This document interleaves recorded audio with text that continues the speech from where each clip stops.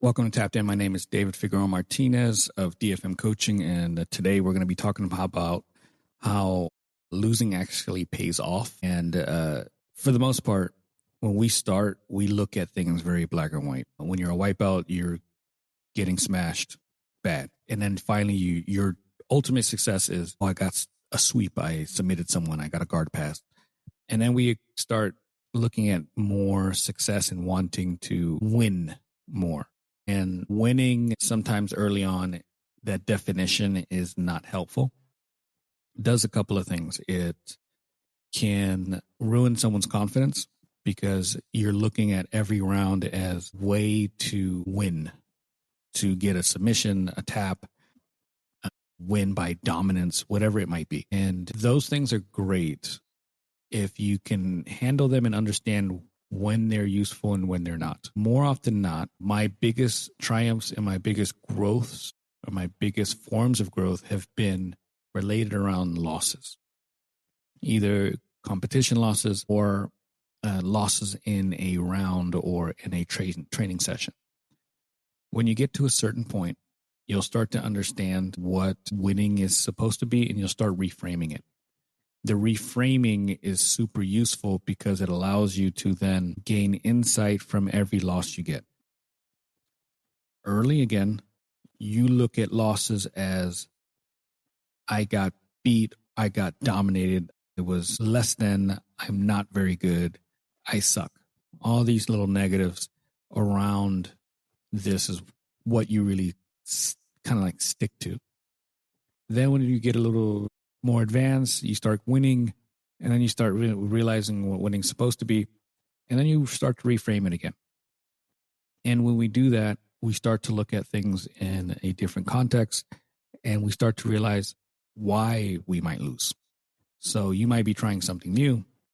You might be leaving the comfort zone, the thing that you think you do really well, and you want to get into something else.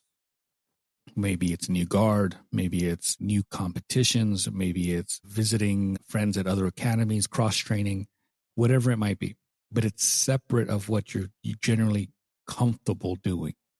And when you do those things, again, losses go hand in hand because they just are. They're things that you're not familiar with.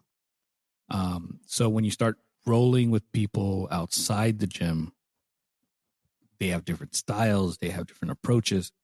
All that kind of starts to create a path of losing, but it's under the right circumstances with the right intention. I want to feel like I'm exposed to a bunch of different styles. And in doing so, I am going to lose quite a bit. I love going to gyms and cross-training and doing a workshop at a different spot that has a different style than what we have at the gym. And some people will shy away from that, and because they want to feel like they're always winning. When I can go to a gym, for example, I go to Sunny, and the professor there has a very unique style. He grabs my arm in a certain way, and he starts, it's hard to explain. So he has this very unique style. I have not cracked it yet. And our roles are super casual. Neither one of us is necessarily looking to win. The winning doesn't really matter. I don't even know if I'm trying to remember if we've even submitted each other yet. We do things, and then there's a submission, and then one of us will let go.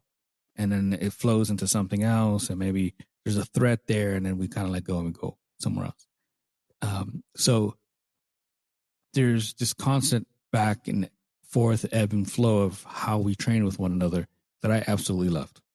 But I would not have gotten that experience if I didn't get out of my comfort zone and look for that style that we don't have that could potentially cause me to lose. Again, losing isn't a bad thing. So I love finding different styles, the way people things. I remember I went to Alliance San Diego, and there was a purple belt there. Could have been a competitor, I don't remember. But he had this berimbolo that he just hit so smoothly. And here I am, black belt. I don't have a lot of people who berimbolo at the gym. So his approach forced me to kind of step back. But at the same time, I I didn't want to disengage. I didn't want to not roll with him. I didn't want to. I'm having fun. His style is so much different than what I'm used to. I need to pick this apart. And there were times when he got me. There were times when he swept me. There were times when I think he submitted me at some point. And for me, it was like, okay, I get to play with this style now. There was a gentleman who came, I think he's like 17. He came to Five Peaks for an open mat. And I knew I was in trouble because he was a teen blue belt. Never a good sign. And he just hit me with this choke. And I had never seen a choke before. And I tapped and I was like, and I remember feeling it coming on at one point and defending it. And then he caught me with it later. And for me, again, it raises that part of me that's like, oh, I want to know what that puzzle is and how it works. So then I picked his brain afterwards and he showed it to me. The sad part is I don't remember what choke is anymore. So I want to learn all these different things. It's beneficial. Getting losses in is just part of the game. Like my students get me. And you should be losing. You should be putting yourself in positions that you're losing. If you're so advanced and maybe you're at a small gym where you're not losing often enough, put yourself in positions where you can lose. Start from bottom side, bottom mount. Let them start with maybe a really good deep grip on something. Let them start from positions where maybe the submission is a couple of steps away. We should be losing. I think that it also helps the ego. Like when you are not losing often enough, you can start to think that you're better than you actually are, especially if you're at a small gym. It's really easy to start feeling yourself and thinking that you're the hot shit and no one can get you. But realistically, like, I want to lose. I like when a student of mine gets me. It causes me to pause and look at the situation and I'm like, okay, so one, they're getting better, which I'm all for. But two, was I lazy? Was I overconfident? Was their technique so sharp that I didn't see it coming? Is this a hole in my game that I need to fix? Like, I get all of that from losing. I get almost none of it from winning.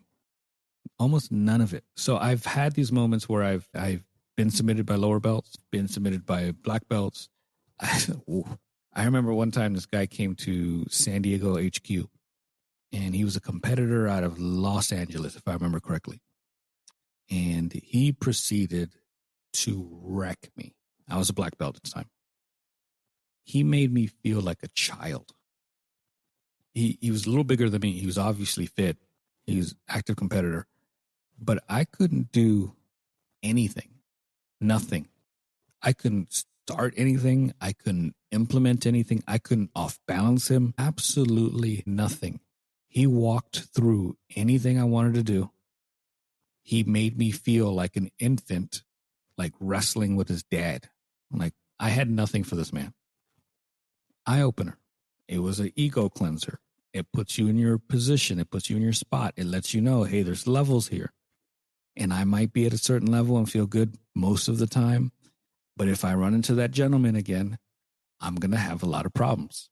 And that's a good thing. It forces you to want to continue to grow. And that growth and that enthusiasm for getting better does not come from winning all the time. Like if you can picture like a video game that you just dominate, you get bored with it. You toss it aside, you go play something else.